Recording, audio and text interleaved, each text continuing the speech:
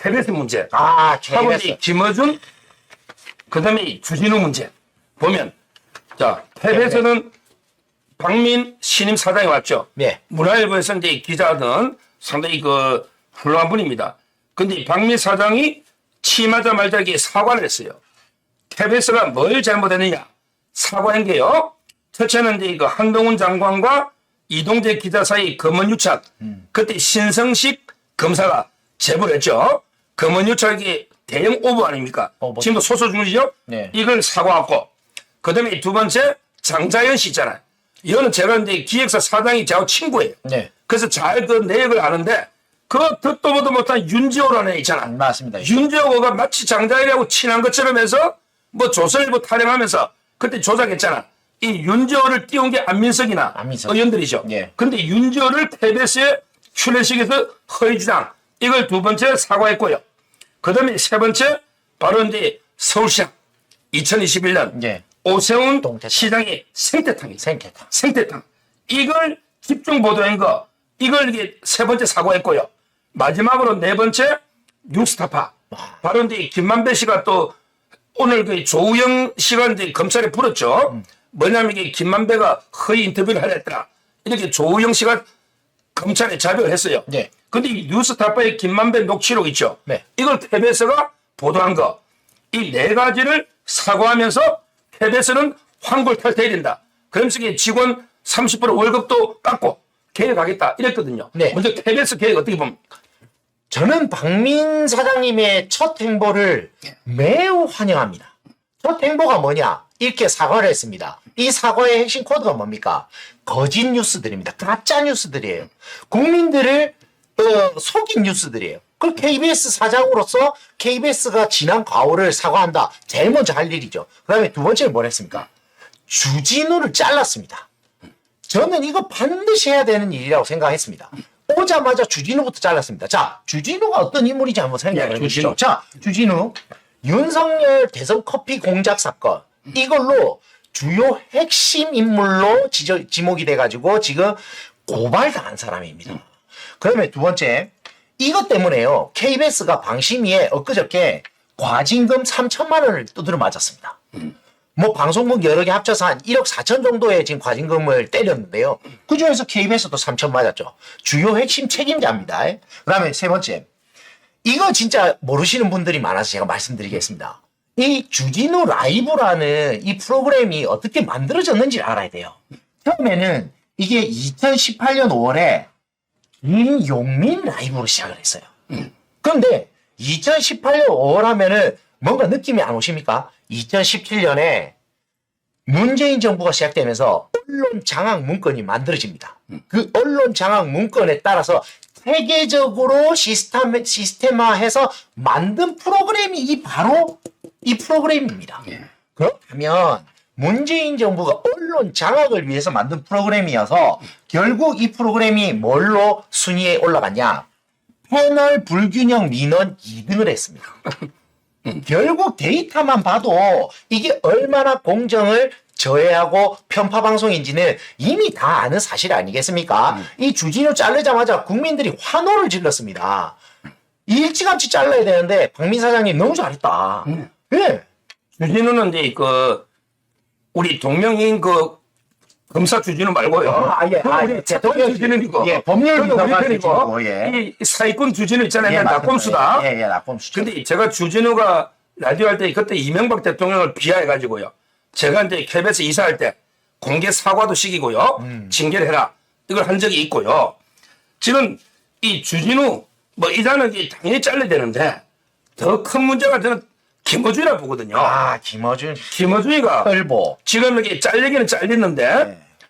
통계를 봤더니 2016년부터 23년까지 네. 법정 제재를 12번 받았어요.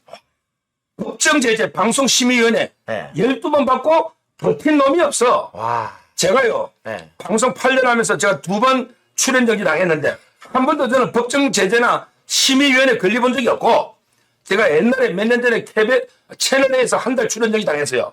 그때 뭐라 했냐면 이인재 충남에 공천할 때 제가 이제 이거 한나라당 국민의힘 사랑하는 보수지만 그러나 이게 이인재 올드보이다. 이랬는데 제가 근데 그때 한국당이잖아요. 한국당을 사랑한다 했다고.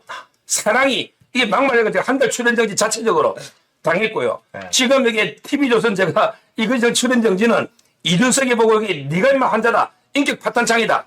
이래가지고 지금 이게 당분간 출연 정지인데 저는 방송심의위원회 한 번도 안 걸렸어요. 이재명이 보고 뭐 당군들의 최대 사회권 위선자라도 안 걸립니다. 아, 그렇죠. 근데 그만큼 이게 방송 법정 제재라는 게 무섭잖아요. 아, 무섭죠. 근데 김어준이는 12번을 당했는데 끝까지 살아남았고 출연료도요. TBS가 100만 원이 한도거든요. 근데 공개를 안 해. 근데 추측한데 뭐 150 이상이다. 이런 논란이 많거든요. 예. 저는 이런 게 김어준이나 주진우나 이놈들 돈 벌게 살리려고 우리가 시청료 내고 서울시에 세금 냅니까? 이런 놈들에게 빨리 정리해야 되는데 제대로 이번에 박미 사장이 주진우를 정리했다. 일봅니다. 이렇게까지 제재를 많이 당하고 김어준이 살아남은 이유가요. 제가 아까 말씀드렸던 2017년 문재인 정부의 언론 장악 문건에 따른 언론 장악 체계적인 시스템 때문이었습니다. 이게요. 전 KBS 사장 고대영 사장 있지 않습니까? 이분 해임 무효 판결에서요. 해임 무효를 판결하면서 그 이유가 이 언론 장악 문건에 실체가 있다. 그것 때문에 잘린 것 같다라고 대법원에서 말을 했어요. 그래서 제가요, 이 언론 장악 문건을 만든 사람들 처벌해 달라고 제가 대검에다가 고발, 대리를 해가지고요. 제가 이 고대영 사장, 전 MBC 김장경 사장님 모시고 가가지고 제가 고소 대리를 했지 않겠습니까? 이게 아주 심각한 문제고요. 지금 이게 이동관 탄핵에 저렇게 목을 매는 이유가 있습니다. 자, 민주당은 딱 두 개에 지금 완전 올인했어요. 사법 리스크, 이거 걸리면 작살 나니까 사법 리스크를 막아야 되니까 한동훈 장관을 그렇게 괴롭힙니다. 언론 이거 겨우 자기네들이 다 자기 편으로 만들었는데 요거 뺏기면 안 되거든. 왜? 한 5년 해보니까 이게 재미가 솔솔하거든요. 언론 장악한 것만큼 재밌는 게 없어. 왜? 이거 국민들 눈을 가리고 귀를 닫게 만드는 데는 이렇게 좋은 게 없거든요. 그러니까 김어준 같은 저렇게 막말, 그 다음에 거짓 뉴스, 그거 막 전면에다 내세워가지고 하는 거예요. 그런데 이동관 위원장이 오자마자 거짓 뉴스 때리잡기 시작하잖아요. 이렇게 되면은 자기네들 지금 기득권 다 내려놔야 되거든. 그러니까 미친 듯이 이동관 탄핵하겠다. 아니, 탄핵 소추하면 뭐합니까? 기각 나오는데. 그 90일 동안요, 즐기는 거예요. 왜? 그 방송 장악을 한 90일 동안 못하게 또 하는 거예요. 그래서 자기네들 지금까지 좌파 편파 방송 유지해온 거. 그리고 제가 어제 채널에 나갔는데 패널이 저한테 희한하게 패널이 질문하는 거예요. 뭐라고? 아, 민주당 패널이. 아니, 그렇게 주진우 자른 거는 그래. 맞는데. 뭐, 누구? 이소정 앵커? 이 사람 왜 잘랐냐요? 그래, 내가. 아니, 주제와 관련 없는 이야기 하지 말아요 했거든요. 아니, 왜냐면, 이소정 앵커가 잘린 거 여러 이유가 있죠. 첫째, 4년이나 해먹었으면 내려와야죠, 당연히. 그게 그 사람 비위가 있어서가 아니라, 첫째, 4년을 해먹었어. 둘째, 나이가 많으세요. 후배들한테 그럼 자리도 좀 양보를 하셔야지. 그 다음에 셋째, 그거 아세요? 옷 갈아입고, 오보 방송에 대해서 옷 갈아입고, 다시 방송하는 게 이 이소정 앵커예요. 아니, 이런 거에 거짓 뉴스에 뭔가 협력한 사람, 공범, 조력자잖아요. 그래서 잘린 거예요. 제가 그 생방에서 막 이런 이야기 하기 못해가지고 말 안 한 거지. 아, 이거 너무 열받더라고요. 그냥 확 질러버릴까 보다. 근데 이게 채널A니까 이렇게 지르기가 좀 못해가지고 그냥 넘겼습니다. 그걸 알아주시면 됩니다. 아, 그리고 이 보십시오. 김의겸이 그때 KBS 이거 뉴스다, 이 주진우 라이브 나와가지고요. 한동훈, 유창훈 동기다, 이렇게 막 생방송에서 질러버렸지 않습니까? 그 나쁜 놈들이에요, 그거. 왜냐? 생방에 이 고발당한 놈이 사회 보고, 거짓말 제조기가 와가지고 생방에서 지르고, KBS에서 내보내고, 이 완전 공동정범 아닙니까, 이거? 그러니까 지금 이게 KBS가 잘못한 걸 제가 이게 몇 가지 또 더 찾았어요. 예. 이번에 신고해 보세요. 옛날에 박원순이가 죽었죠. 예. 박원순 감독이 뭐 민주운동 하다가 또 이게 서울 시민을 위해 일하다가 과로사 했습니까? 그거 아니잖아, 박원순이가 죽은 게. 과로사. 근데 성추행 가해자로 이게 부끄러워서 이게 극단적인 선택한 박원순 있죠. 예. 이걸 KBS가 공중파인데 뭐라고 이게 방송을 뉴스를 내보느냐. 박원순의 꿈 흔들림 없이 개성하겠다. 아니, 피해자는 피눈물을 흘리는데 아유. 박원순의 꿈을 흔들림 없이 개성하면 앞으로 계속 성추행해서 뭐 직원들 하겠다는 건지 이게 말이 안 되는 주장을 했고요. 또 이게 중요한 게요. 저는 이게 피가 끓던 게 그때 대통령이요. 옛날에 그 국기 있잖아요. 태극기가 있고 이게 일본 국기가 있잖아요. 예. 근데 일본 국기 같이 사진으로 같이 이게 경의했는데 마치 이게 일본 국기에만 경의한 것처럼 조작한 게 이게 KBS입니다. 일본 국기한테만 윤석열 대통령이 경의한 것처럼 이게 말이 됩니까? 자, 세 번째 더 황당한 거. 그 우리 조금 전에 했던 송태남 지금 이름 봉투남이랬잖아요. 봉투남 이 봉투남이요. KBS 노가 30분 동안 검찰을 비난하게 방송을 준 거예요. 근데 그 송영길이 KBS 나와가지고 30분 동안 검찰을 공개하는 거 기억나시잖아요. 맞습니다. 이 마당을 깔아준 게 이게 KBS입니다. 이 KBS가 국민의 시청료, 국민의 공영방송인데 어떻게 범죄자가 나오가 30분 동안 검찰을 공개하는 저는 이거는요. 결국 이 공영방송이 아니고 민주당의 정당 유튜브보다 못한 이런 얘기의 방송이 전면적으로 뜯어곤치 된다. 지금 이제 수신료도 분리징수하지만 저는 이번에 박민 장관이 가서 완전히 기존의 KBS를 새로 이게 방송 만들듯이 뜯어곤치 된다. 이렇게 봅니다. 예.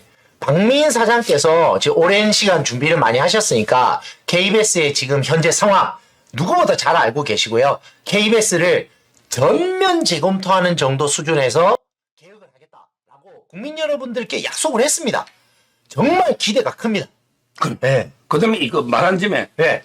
KBS보다 더 심한 방송 있죠. MBC요. MBC. 저는 이게 M이라는 게요. 예. 영어로 M이잖아. 예. 이게 저는 막장 방송. 이것도 M이잖아. 예. 그다음에 민주당의 M. 민주당의 이중대 방송.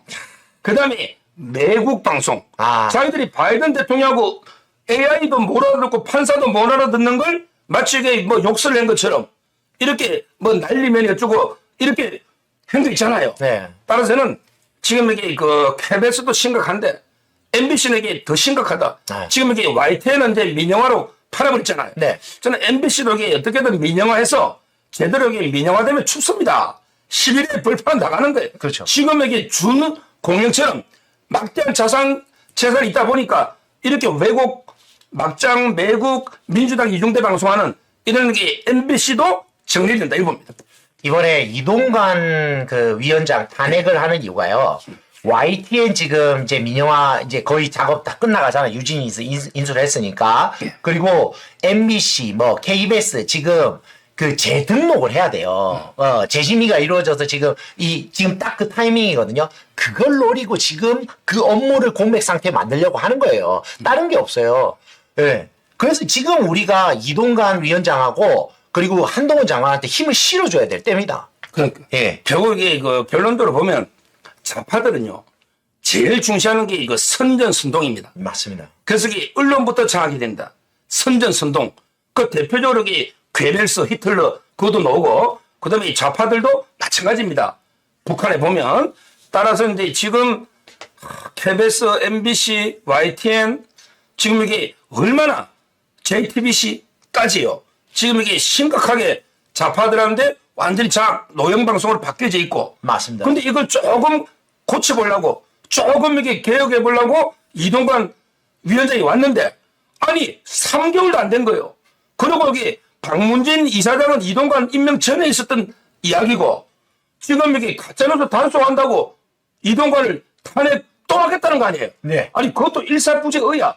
이미 탄핵 열차가 출발해서 카운터가 시간 되다가 그 윤재욱 원내대표가 신의 한 수로 필리버스터 중단하는 바람에 무산됐잖아. 예. 그럼 일사부재를 끝난 걸 또 하겠다는 거죠.